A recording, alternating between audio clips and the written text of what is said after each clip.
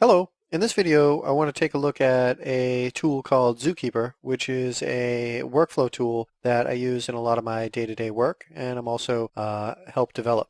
I wanted to show this to you guys because as I was building this scene, I found myself relying on Zookeeper quite a bit, and while I was going through and doing the DVD, we needed to rely on the base tools that are in Max for selecting objects and managing layers and creating materials and everything like that. You may have noticed that up here in my interface I have this little Zookeeper menu, and I've bound the open and close to the hotkey H, which you might use for selecting objects. When I press H, you can see this interface pop up where I can just click and drag to select different objects. I can show and hide them and or freeze them, and I can do that with multiple objects at the same time too. So I can freeze these objects or hide them, as well as quickly set up properties. So I'll set that to X-ray and just turn off X-ray mode on that. This is a live selection dialog, so whatever I click on is selected in here, and whatever I click on in the viewport is selected in Zookeeper. You might notice that Zookeeper actually scrolls to the portion that you have selected in the scene, and it'll open and close hierarchies for you too, which is pretty useful. In making hierarchies, you can simply select any object and just drag it onto another one to create any hierarchy, or drag it back to the root in order to break that hierarchy pretty easily. Down at the bottom you can see I have my layers manager where I can simply hide and freeze different portions of the set, or maybe hide the bones. And when you have a lot of different things in the scene, that's really useful. You can also double click in order to select all those objects. You can see everything in the bones rig has been selected there. And if you click on any object, it'll actually highlight and display exactly what layer that object happens to be on, which is really pretty helpful. If I want to, I can set different properties per object, or per layer. So I can go into this layer and say I want that to display as a box or anything else. And I can make things renderable or not renderable if I want to per layer. Another thing that's useful about the layers is you can actually have layers as well as layer groups. So if I want to kind of combine the set and the lights into a group, I can click on this group and it'll create a new layer group, and I'll call this set group, and it'll put my two layer sets of lights and the set in there, and that way I can hide and or freeze all of these. Now this is set on an adaptive type of setup, so if I have the lights hidden, I can hide my set and unhide it, and it'll still keep any of the properties, whether they're hidden or if I want them renderable or displaying as a box or anything like that. So I could set all that up in groups, and you can have numbers of groups inside of groups as well.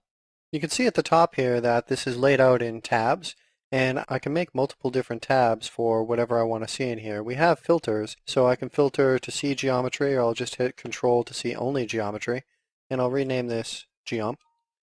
And then if I want another object manager, I can click in here. We'll name that lights, and I'll just control click on lights so that we only see the lights for this. This is really pretty handy because then I can kind of tab between these different object managers, and you can have as many layer managers as you want too. So I'll just name this cat because this is where I want to see anything that's named cat. So I could filter bones here, but what I'll do is I'll just filter by name and just type in cat. So now everything that is named cat will show up in this view. So now I've set up a couple different tabs in order for me to, easily select and hide and deal with any of the objects I have in my scene. And you could do this for searching for anything in your layers as well. So if I want to search for anything named spot, see it'll go through and kind of suppress all the layers that aren't on this, and you can see that anything named spot is on that particular layer, which is pretty useful.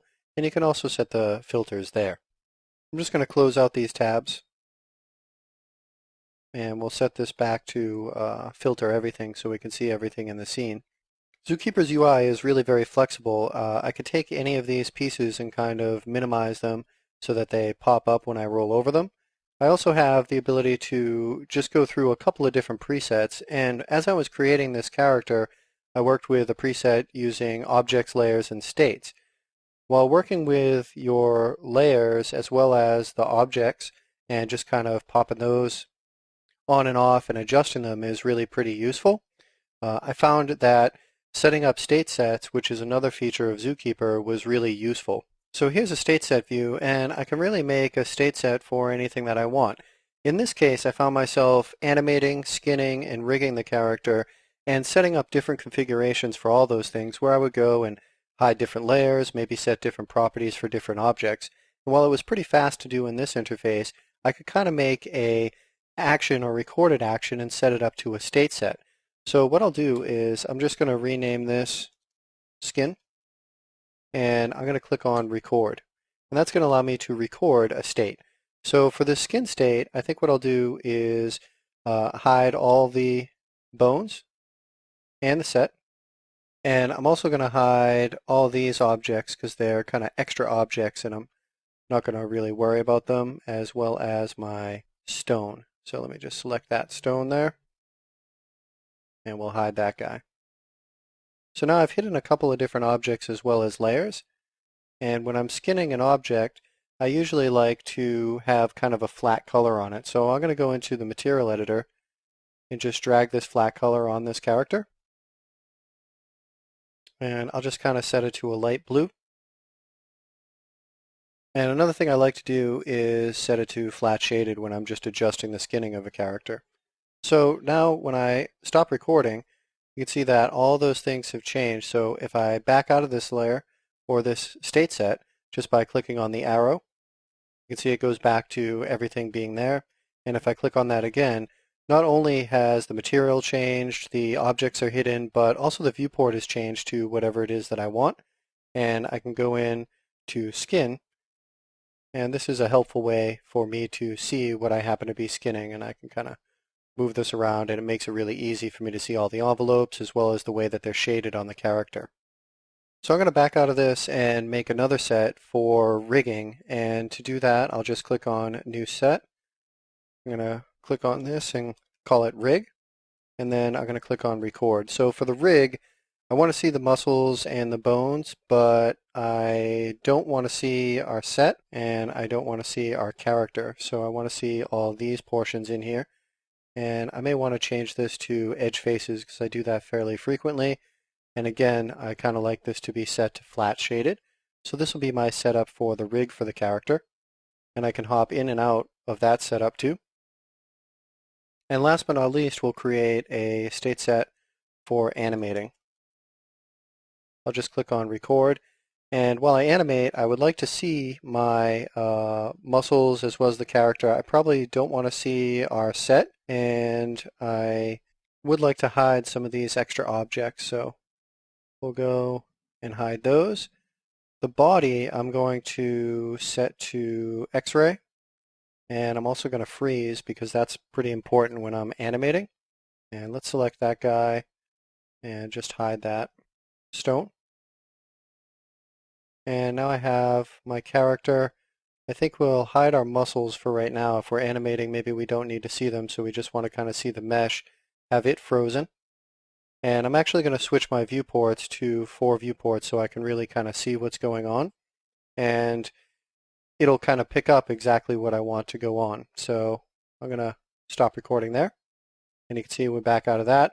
Not only does it change from the perspective view to all these views, it'll go to 4 and it'll set up what's frozen and what is not so that I can easily animate with my character. If we have a specific way we like to work, we can even back out of these and create a new one. And we'll record that. And I'm just going to go in and actually go to configure my whole setup. So I'll go over to layout and say that for this particular layout, whatever it's going to be, I like to use this setup.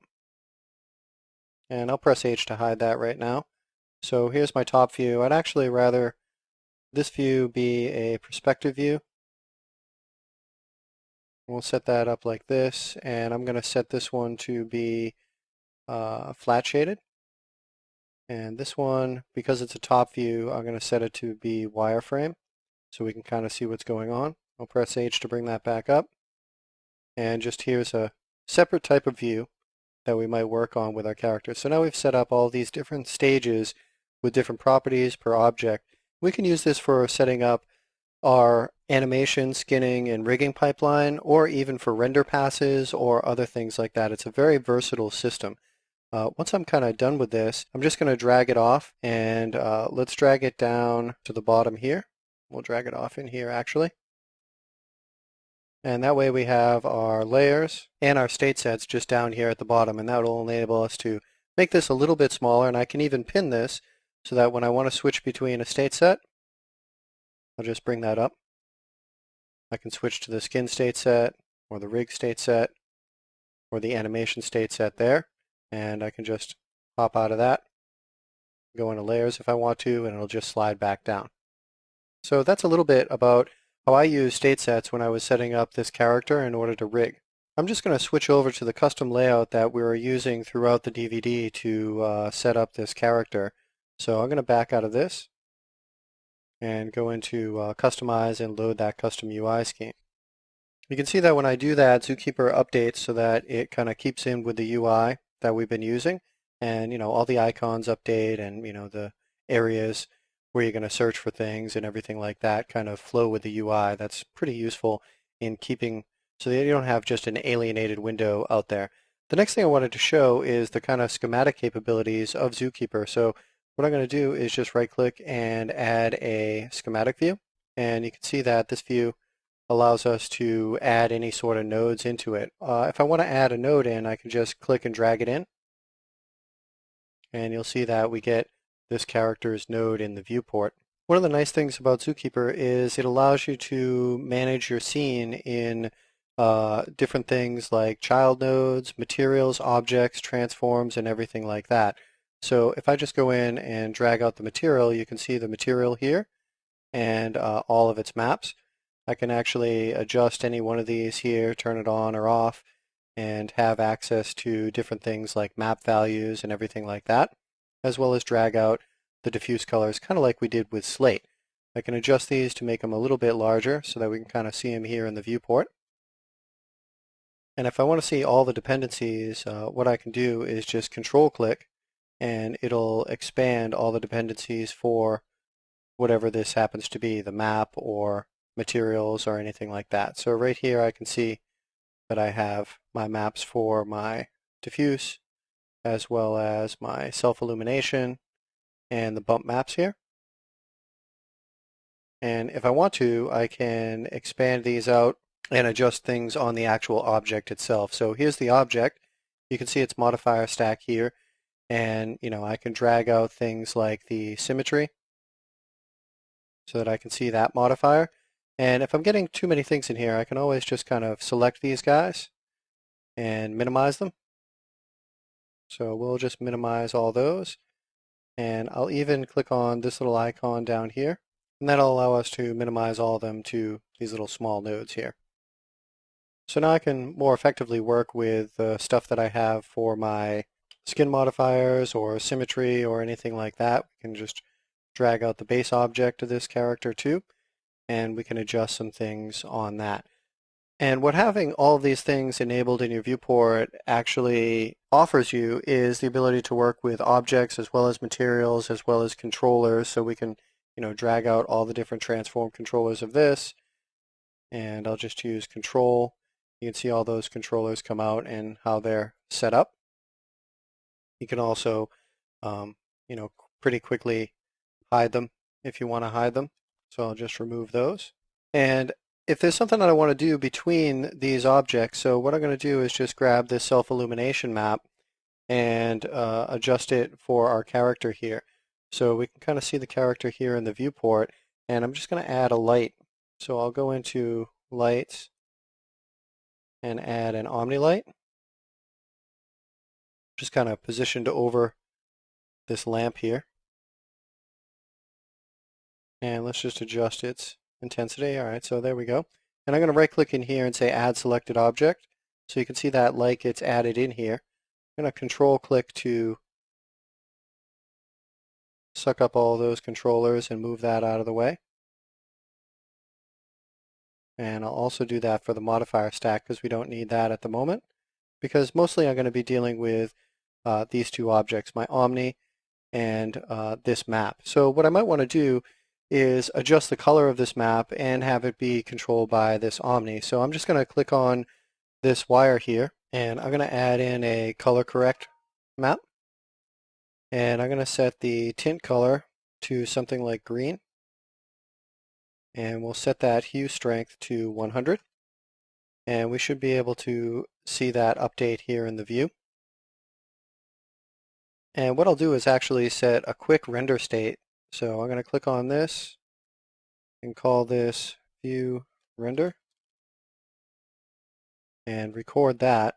And while I'm recording, I'm just going to get rid of the bones, and let's get rid of our lights so that we don't see those guys. There we go. And let's go back up here. I'm going to enable hardware shading. And let's also enable some shadows so we can see those in the scene. So there we get our hardware shading and our shadows.